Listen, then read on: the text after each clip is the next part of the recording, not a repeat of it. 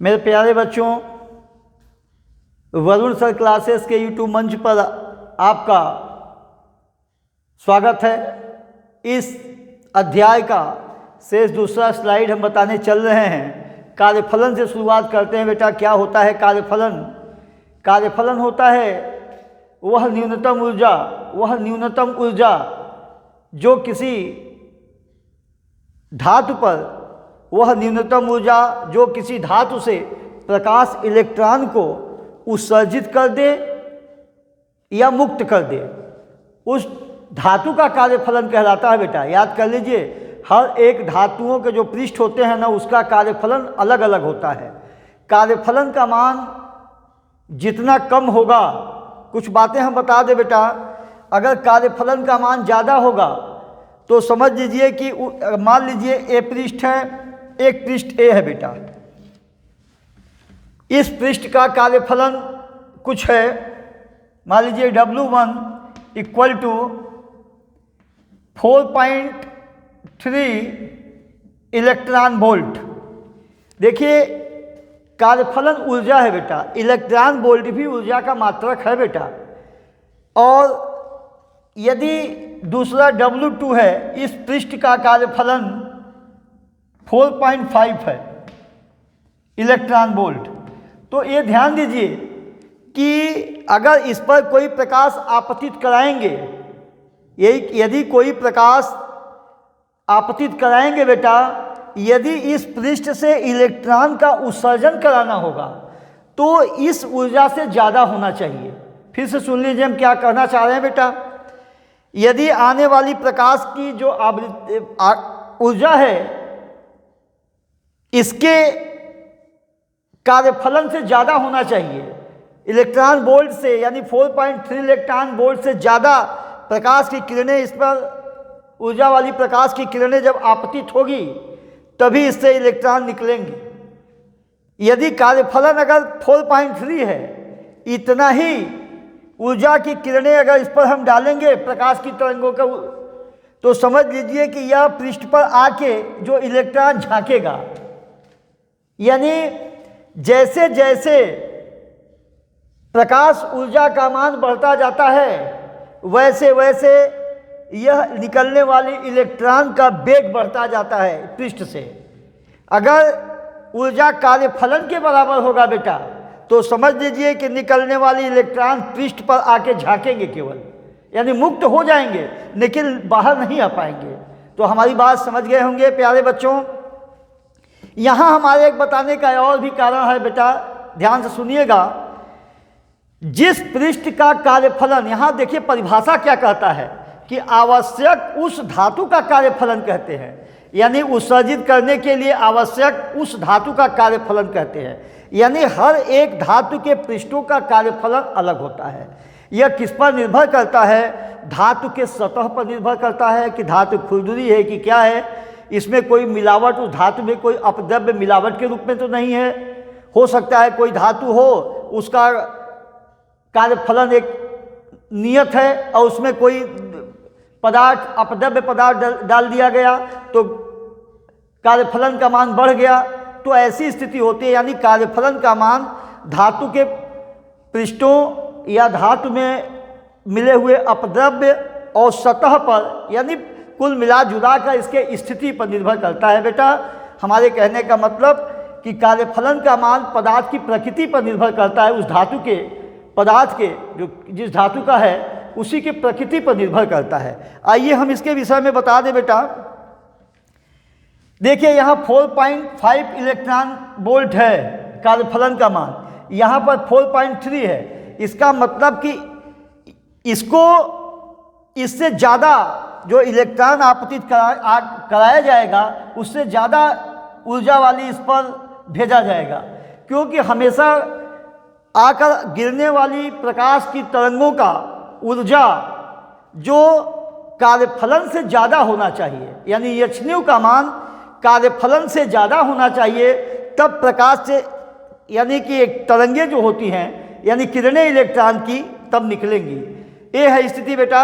हम यहाँ बताना चाह रहे हैं मेरे प्यारे बच्चों, क्या बताना चाह रहे हैं बेटा देहली आवृत्ति तथा कार्यफलन में संबंध के विषय में हम बता दें।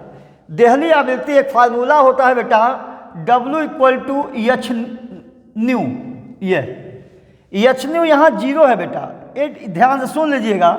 यहाँ W कार्यफलन है, एच जो है प्लांक कांस्टेंट है, और न्यू 0 जो है मेरे प्यारे बच्चों यह देहली आवृत्ति है। यानी देहली आवृत्ति में यदि प्लांक कांस्टेंट का मल्टीप्लाई कर देंगे तो यह कार्यफलन का मान आएगा बेटा।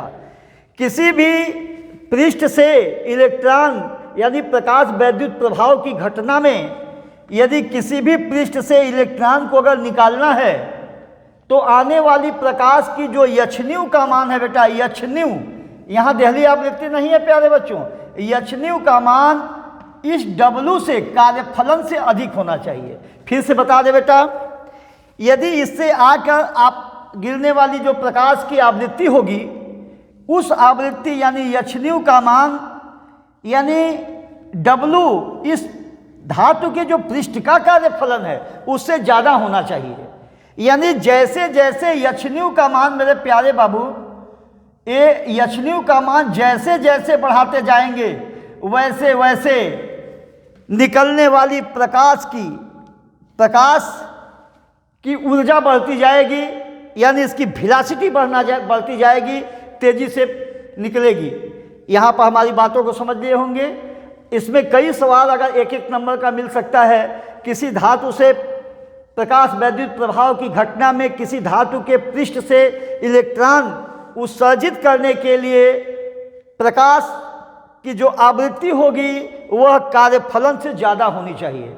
जैसे जैसे आवृत्ति ये एच ऊर्जा जो आने वाली प्रकाश आपतित प्रकाश की जैसे जैसे वृद्धि अधिक होगी W से वैसे वैसे निकलने वाले इलेक्ट्रॉन का वेलोसिटी बढ़ता जाएगा। तो यहाँ पर एच हो गया। एक चीज़ और है, हम जानते हैं बेटा कि न्यू 0 बराबर C/λ होता है, ये C/λ0। अब यहाँ पर आप देख सकते हैं मेरे बेटा, यह न्यू 0 जो है यह देहली आवृत्ति है और λ0 जो है यह देहली तरंगदैर्घ्य है। यानी देहली तरंगदैर्घ्य का मान आवृत्ति के व्युत्क्रमानुपाती होता है। जिसकी आवृत्ति तरंगदैर्घ्य ज़्यादा होगा उसकी आवृत्ति कम होगी, ये स्थिति है। यही फार्मूला अगर न्यू 0 इक्वल टू C/λ लिख देते हैं तो यहीं W इक्वल टू हो जाएगा H, यही है न्यू 0 का मान यहाँ C/λ हो जाएगा मेरे प्यारे बच्चों। अब यहाँ पर ध्यान से सुन लीजिएगा, λ0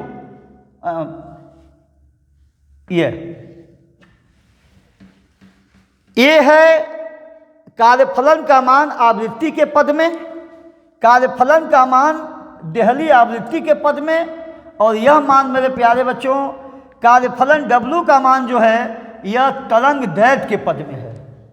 ये दोनों देखिए कभी कभी पूछ सकता है, यानी कार्यफलन आवृत्ति के पद में, कार्यफलन का मान तरंगदैर्घ्य के पद में। और ये अलग से फार्मूला है, क्योंकि सामान्य फार्मूला ये भी होता है न्यू इक्वल टू C/λ, एक फार्मूला है। अगर यहाँ देहली तरंग आवृत्ति है तो यहाँ देहली तरंगदैर्घ्य हो जाएगा। ये उपयोगी सूत्र है बेटा। इसके विषय में हम बता दिए बाबू, देहली आवृत्ति तथा कार्यफलन में संबंध क्या है। देहली आवृत्ति तथा कार्यफलन में संबंध, देहली तरंगदैर्घ्य तथा कार्यफलन में संबंध, ये दोनों चीज़ें हम एक साथ बता दिए। यह क्या है देहली ये कार्यफलन तथा देहली तरंगदैर्घ्य बेटा, देहली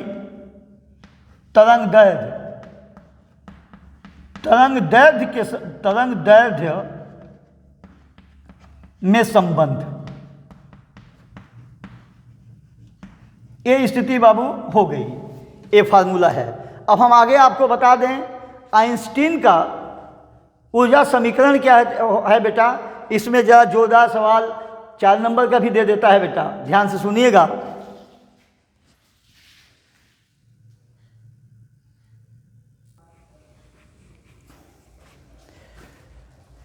मेरे प्यारे बच्चों, आइंस्टीन का प्रकाश वैद्युत समीकरण से संबंधित हम जानकारी बता देंगे बेटा। इसमें हम 5 से 7 मिनट लेक्चर देंगे। आप बहुत ध्यान से सुनिएगा। इसमें बहुत सारे, पूरे लगभग पाठ का 70 से 80% इसी में आ जाएगा बेटा। 5 से 10 मिनट के बीच में हम बेटा इसकी व्याख्या करेंगे और व्याख्या में सारे चीज़ आ जाएंगे। देखिए, हम व्याख्या करना शुरू कर रहे हैं। मेरे प्यारे बच्चों, आइंस्टीन नामक वैज्ञानिक ने प्रकाश वैद्युत प्रभाव से संबंधित प्लांक के क्वांटम सिद्धांत का सहारा लेकर एक समीकरण बताया था बाबू। उन्होंने क्या बताया था? जब किसी धातु के पृष्ठ पर प्रकाश जो तरंगें होती हैं, या प्रकाश एक प्रकार की विकिरण है, हम विकिरण भी कह सकते हैं, यानी प्रकाश तरंगें जब आकर गिरती हैं तो वह गिरने से पहले वह बंडलों तथा पैकेटों के रूप में होती हैं, जिसे हम फोटान कहते हैं। फिर सुन लीजिए बेटा, जो प्रकाश तरंगें किसी पृष्ठ पर यदि आकर गिर रही हैं, प्रकाश पुंज जब किसी पृष्ठ पर गिरती हैं तो यह बंडलों और पैकेटों के रूप में होती हैं, जिसे हम फोटान कहते हैं। और इस धातु के पृष्ठ पर गिरने वाले फोटान जब धातु के पृष्ठ पर गिरते हैं तो यहाँ से इलेक्ट्रॉन का उत्सर्जन होने लगता है। लेकिन यह ध्यान रहे बेटा कि इस धातु के पृष्ठ से इलेक्ट्रॉन का उत्सर्जन तभी होगा जब इस पर आकर गिरने वाले प्रकाश तरंगों या प्रकाश पुंजों या फोटान की ऊर्जा कार्यफलन से ज़्यादा होगी। और यहाँ पर हमें समझा दे बेटा कि यह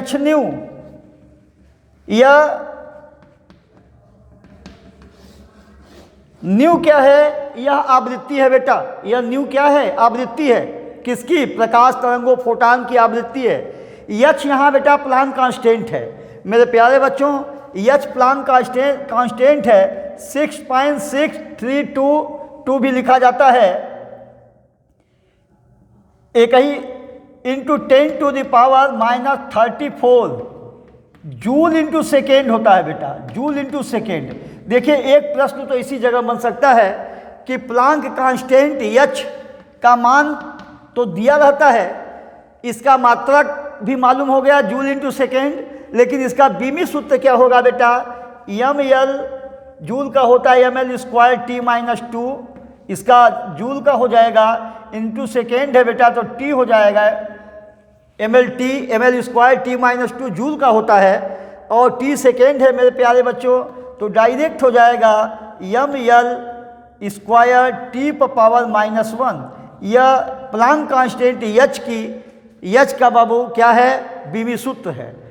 तो अब थोड़ा इसको हम समाप्त कर दें, मिटा दे रहे हैं, तब हम आपको बता दें। 1 नंबर का प्रश्न ये भी हो सकता है। हाँ, देखिए बेटा, अब हम थोड़ा सा यहाँ समझाना चाह रहे हैं बेटा। हम फोटान के विषय में बता दिए। फोटान क्या है? यह प्रकाश पुंज है, और जो बंडलों एवं पैकेटों के रूप में निकलते हैं, या विकिरण है, विकिरण भी कर सकते हैं, क्योंकि परिभाषा बताया जाता है कि प्रकाश एक प्रकार की विकिरण ऊर्जा है जो हमारी आंखों को संवेदित करता है और वस्तुओं को दिखाई देने में मदद करता है। तो प्रकाश की ये परिभाषा जो है बेटा ना, तो प्रकाश को हम कहने का मतलब विकिरण भी कर सकते हैं। अच्छा, ये बात समझ गए होंगे। बार बार कहीं प्रकाश लिख देता है, प्रकाश पुंज लिख देगा, कहीं कोई किताब में विकिरण लिख देगा, कोई जगह फोटान लिख देगा। तो हम सारी चीज़ें आपको बता दिए, फोटान, विकिरण और सब एक ही है। फोटान क्या है? प्रकाश किरणें, प्रकाश तरंगे जो हैं बंडलों एवं पैकेटों के रूप में निकलती हैं, उसे फोटान कहते हैं। चलिए, यहाँ पर हम बता दें बेटा, जो आने वाली प्रकाश की तरंगों की जो प्रकाश बंडलों एवं पैकेटों के रूप में किसी भी धातु के पृष्ठ पर जो गिरती हैं, यदि इसकी आवृत्ति, मेरे प्यारे बच्चों, यदि इसकी आवृत्ति बेटा म्यू है, सॉरी देखिए म्यू कहा जा रहा है, म्यू ए है, न्यू, अच्छा आवृत्ति न्यू है बेटा, तो इस प्रकार प्रकाश की टोटल आवृत्ति जो होगी बेटा E = h न्यू होगी मेरे प्यारे बच्चों। यानी इतनी के प्रकाश पुंज इस पर आपतित कराई गई, न्यू यहाँ आवृत्ति है बेटा। अब यहाँ पर यदि आकर गिरने के बाद बेटा यह दो भाग में बढ़ जाती है मेरे प्यारे बच्चों। यह टोटल एनर्जी यहाँ लिख रहे हैं बेटा, प्रकाश की कुल एनर्जी, प्रकाश पुंज की, जिसे हम लिख दे रहे हैं बेटा, पुंज को हम फोटान लिख दे रहे हैं, फोटान। इसको क्वालिटी थोड़ा बढ़ा लीजिएगा बेटा, हो सकता है कि वीडियो कहीं क्या कहते हैं, हमको तो जानकारी भी नहीं है, 4 GB वाले में ख़राब दिखाई देता है, तो आप इसको समझ लीजिएगा। अच्छा, प्रकाश पुंज, फोटान, जो की आवृत्ति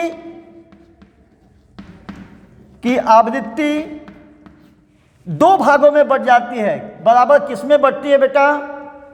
यानी कार्यफलन प्लस गतिज ऊर्जा। अब यहां किसकी गतिज ऊर्जा मेरे प्यारे बच्चों? यह निकलने वाले, पृष्ठ से निकलने वाले इलेक्ट्रॉन की गतिज ऊर्जा यहां पर लिख दे रहे हैं। धातु के पृष्ठ से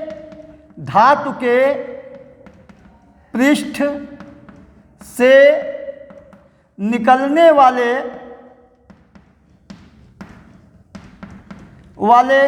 इलेक्ट्रॉन की, जान गए मेरे प्यारे बच्चों? यानी जो प्रकाश पुंज यानी फोटान की आवृत्ति, इस पर फोटान की जो ऊर्जा है h-न्यू, यह दो भागों में बढ़ जाती है। पहला भाग बढ़ता है इस धातु का पृष्ठ का या धातु का कार्यफलन में, और कार्यफलन क्या में, और दूसरी स्थिति जो शेष ऊर्जा बचती है बेटा, या इसको इलेक्ट्रॉन निकालने में। यदि गतिज ऊर्जा, यदि जैसे जैसे हम h-न्यू का मान बढ़ाते जाते हैं, वैसे वैसे गतिज ऊर्जा का मान बढ़ता जाता है मेरे प्यारे बच्चों। जरा ध्यान से सुनिएगा यहाँ बात। h-न्यू का मान जैसे जैसे बढ़ाया जाता है, वैसे वैसे धातु के पृष्ठ से निकलने वाले इलेक्ट्रॉन की गतिज ऊर्जा बढ़ती जाएगी। यह नहीं बढ़ेगा मेरे बेटा। ये क्यों नहीं बढ़ेगा? क्योंकि इस धातु के पृष्ठ का कार्यफलन जो है नियत बन गई है। यानी W का मान जो है यह इस धातु के लिए नियत बन गई। हमारी बात समझ गए होंगे। यानी इस पृष्ठ का धातु कार्यफलन जो है ये तो नियत है, और जैसे जैसे ऊर्जा का मान हम बढ़ाते जाते हैं, वैसे वैसे धातु के पृष्ठ से निकलने वाली इलेक्ट्रॉन की गतिज ऊर्जा बढ़ती जाएगी। तो हम जानते हैं गतिज ऊर्जा E = ½ mv²। कहने का मतलब इलेक्ट्रॉन का mv कांस्टेंट है मेरे बेटा। तो अब हो क्या रहा है, जरा समझदारी से समझिएगा जो पावरफुल बच्चे हैं। हालांकि अभी तो हम शुरुआत नहीं किए हैं बेटा।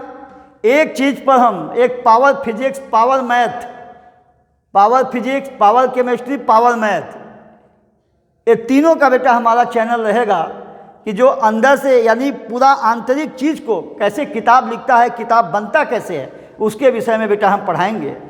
और सीधा सीधा नहीं कि ये है प्रकाश वैद्युत प्रभाव, आइंस्टीन का ऊर्जा समीकरण, ये नहीं।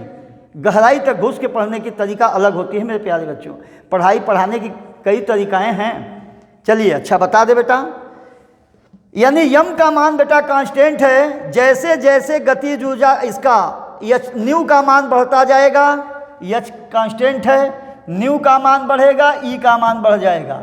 जब E का मान बढ़ेगा तो प्रकाश पुंज के फोटान की आवृत्ति, यदि आवृत्ति देखिए यहाँ पर जल्दी पढ़ाने में यहाँ आवृत्ति लिख दिए थे बेटा, ये यहाँ ऊर्जा यही देखिए है, यह प्रकाश पुंज फोटान की कुल ऊर्जा यहाँ है। अच्छा, कुल ऊर्जा दो भागों में बढ़ जाएगी बेटा, कार्यफलन में बदलेगी और गतिज ऊर्जा धातु के और गतिज ऊर्जा में बदलेगी। इसका कार्यफलन का मान, धातु के पृष्ठ का मान कांस्टेंट होता है, और यम का मान कांस्टेंट है। तो अब कहने का मतलब जैसे जैसे न्यू का मान बढ़ाते जाते हैं वैसे वैसे पृष्ठ से निकलने वाले इलेक्ट्रॉन की वेलोसिटी बढ़ती जाएगी। समझ गए बेटा ना, वेलोसिटी बढ़ती जाएगी। अब देखिए यही सूत्र से हम डिराइवेशन करते हैं आइंस्टीन का प्रकाश वैद्युत समीकरण का। देखिए E इक्वल टू हम एच न्यू है,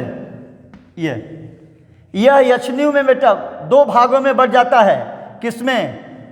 H nu equal to W में बढ़ता हो जाता है, और दूसरा गतिज ऊर्जा ई के, मेरे प्यारे बच्चों ई के लिख दिए हैं, ई से एनर्जी, के से काइनेटिक, यानी जो बंडलों एवं पैकेटों की आवृत्ति के आधार पर जो ऊर्जा बन रही है वह ऊर्जा दो भागों में बदल गई। किस में बदल गई बेटा? कार्यफलन और निकलने वाले इलेक्ट्रॉन की गतिज ऊर्जा में। अब ध्यान दीजिएगा, इसमें दो चीज़ें हैं। यह प्रकाश वैद्युत समीकरण हो गया एक तरीके से। अब देखो इसका विस्तृतीकरण हम बता रहे हैं।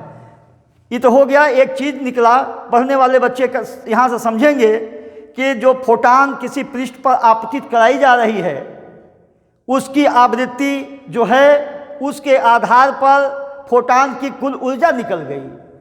सर ने बताया कि बेटा इस पर जो फोटान की ऊर्जा है यह दो भाग में बट गई।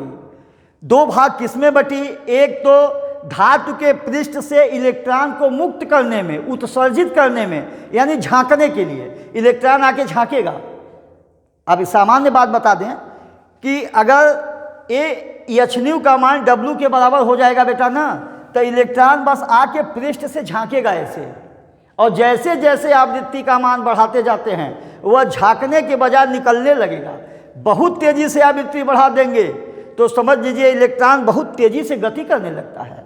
कहने का मतलब काइनेटिक एनर्जी का मान बढ़ जाएगा। अब इसी जगह से हम पक्षांतर कर देते हैं। यहाँ E K equal to h nu minus W, ये हो गया बेटा। यहाँ E K equal to half m v square equal to h nu minus, मेरे प्यारे बच्चों, ए डब्लू। देखिए हम बार बार बढ़ाते जा रहे हैं। इहो एक समीकरण बना, इहो एक समीकरण बना बेटा। कुल समीकरण की जानकारी हम देंगे मेरे प्यारे बच्चों।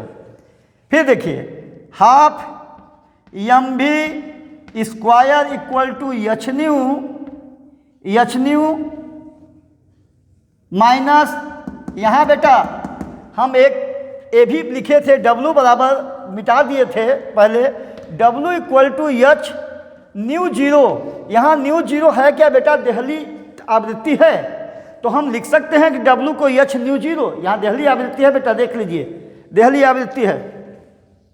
यहाँ एच न्यू हो गया। ये मेरे प्यारे बच्चों देख ले, पहले यहाँ तक वीडियो दिखाई दे रहा है कि नहीं, पहले पीछे जाके हम चेक कर लें बेटा। दिखाई दे रहा? अब यहाँ लिख रहे हैं मेरे प्यारे बच्चों, एक लाइन लिखने के बाद यहाँ हम लिख देंगे। यहाँ हो जाएगा बेटा half m v square equal to h common ले लीजिए, एच कॉमन ले लीजिए, न्यू माइनस न्यू जीरो। एक समीकरण बेटा ए मुख्य समीकरण बन गया यहाँ से। और आइंस्टीन का जो प्रकाश वैद्युत प्रभाव का समीकरण है, एक समीकरण मुख्य हो गया, लेकिन ये आवृत्ति के पद में है मेरे बेटा, मेरे प्यारे तोते, यह आवृत्ति के पद में है। हम जानते हैं, अब इसको थोड़ा मिटा देंगे बेटा। यहाँ देखिए, अच्छा छोड़िए, हम जानते हैं कि क्या जानते हैं कि न्यू इक्वल टू होता है सी बटे लैम्डा, यही फार्मूला होता है। तो ये जान लीजिए कि न्यू जीरो इक्वल टू हम पहले बता चुके हैं सी बटे लैम्डा जीरो हो जाएगा। अब यहाँ न्यू का मान और न्यू जीरो का मान यहाँ समीकरण में रख रहे हैं बेटा। ये हो जाएगा half m v square equal to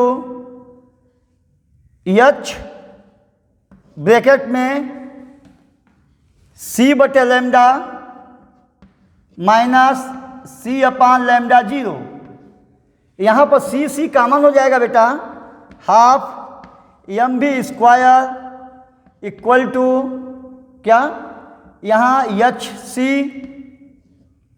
ये ब्रैकेट में हो जाएगा मेरे बेटू 1 by lambda minus 1 by lambda 0। हालांकि यहाँ भी कुछ कक्षा 4 की विधि से सरल कर सकते हैं इसको, लेकिन हम छोड़ दे रहे हैं।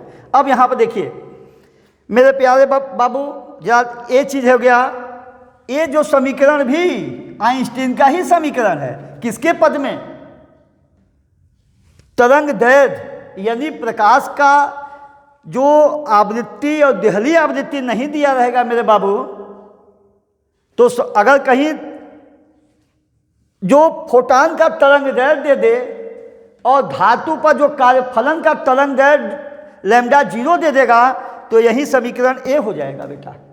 दूसरी स्थिति, आपको मेन सवाल क्या है बेटा, 2 से जब यहाँ भी स्क्वायर का मान निकाला जाता है। अब यहाँ देखिए भी स्क्वायर, यहाँ 2 यहाँ क्रॉस मल्टीप्लाई हो जाएगा बेटा, हर में यहाँ है तो 2 यहाँ हो जाएगा। भी स्क्वायर इक्वल टू 2HC, ये भी लिख सकते हैं, यह भी लिख सकते हैं। देखिए 2HC ब्रैकेट में 2HC और यम जो होगा बेटा यहाँ आ जाएगा मेरे प्यारे बच्चों अपान यम। देखिए हर में यम चला, इधर बाएं पक्ष में यम अंश में है तो यहाँ हर में आ जाएगा, यहाँ हर में है तो अंश में चल जाएगा। ये नियम है। ये कब सीखते हैं बच्चे? ज़्यादा पढ़ने वाले बच्चे अपने सीख जाते हैं। हालांकि ये इंटर का सिलेबस थोड़ा नहीं कि ये चीज़ हमको बताना है, लेकिन कभी कभी ये सब छोटे छोटे चीज़ियाँ न आने से लड़का गधा हो जाता है बेटा, कमज़ोर हो जाता है और पढ़ाई छूट जाती है उसकी। देखिए यहाँ ब्रैकेट में हो जाएगा बेटा 1 by lambda minus 1 by lambda 0, ये हो गया। यहाँ भी स्क्वायर का मान निकला है बेटा, भी बराबर अगर निकालेंगे तो ये पूरा क्या हो जाएगा, ये अंडर रूट में हो जाएगा। यानी इसको अगर निकालेंगे भी इक्वल टू निकालेंगे तो ये डायरेक्ट हो जाएगा 2HC बटे यम 1 by lambda minus 1 by lambda 0, ये अंडर रूट में हो जाएगा बेटा। ये प्रकाश का यानी निकलने वाले धातु के पृष्ठ से निकलने वाले इलेक्ट्रॉन का वेग होगा। कब? जब हमको देहली तरंग दैर्घ्य और फोटान का तरंग दैर्घ्य दिया रहेगा तब। एच होता है, एच का मान डायरेक्ट होता है क्या 6.6 × 10⁻34 जूल इंटू सेकेंड। यम इलेक्ट्रॉन का द्रव्यमान है, सी प्रकाश की चाल है बेटा 3 × 10⁸ मीटर पर सेकेंड। अब यही बेटा हम ज़्यादा बता दिए आपको बेटा प्रकाश वैद्युत समीकरण से संबंधित जानकारी।